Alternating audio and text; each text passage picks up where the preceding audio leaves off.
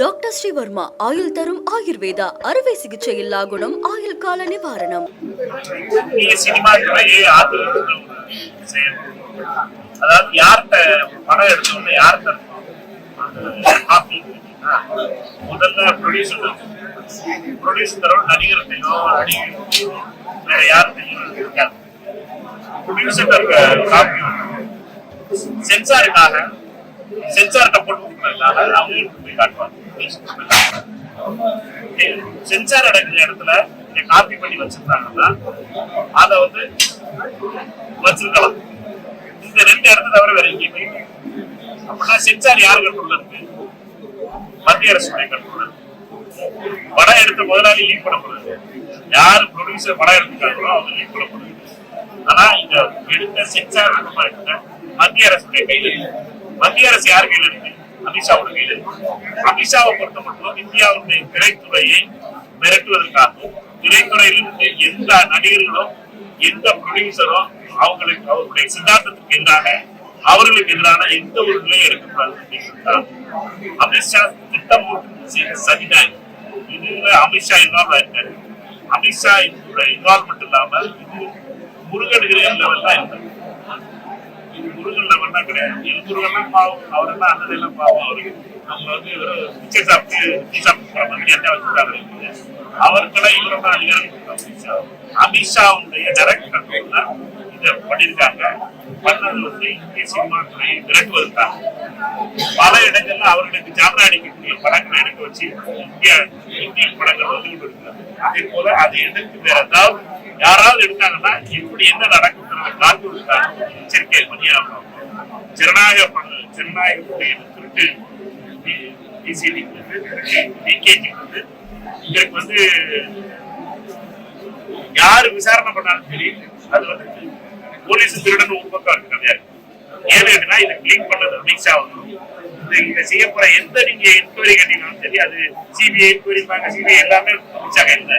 அதனால இது மிகப்பெரிய விதத்துல சினிமா துறையை கண்ட்ரோல் செய்வதற்கான ஒரு முறையாக நான் பார்க்கிறேன். வந்து அமித்ஷா அவரால் டைரக்டா செய்யணும். இதற்கு அண்ணாமலை சட்டம் கட்டிட்டு கண்டிக்கிறேன்.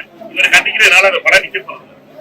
அண்ணாமலையை பொறுத்த தில்லு இருந்தா திராணி இருந்தா அமித்ஷா பண்ணது கேள்வி இதுக்கு நான் கண்டிக்கிறேன் வருத்தப்படுறேன் இதெல்லாம் கணக்கு கிடையாது. மொத்த சினிமா துறை இந்தியாவில் இருக்க எல்லா சினிமா துறையும் ஒரே ஸ்ட்ரோக்ல அவங்க வந்து கண்ட்ரோல் பண்றாங்க.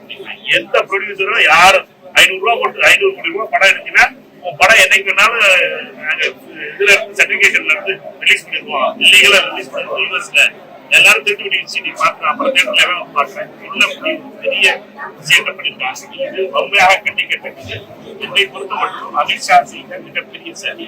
அமித்ஷாவை பொறுத்தவரைக்கும் இது ஒரு அமித்ஷாவுடைய பேட்டர்ன்.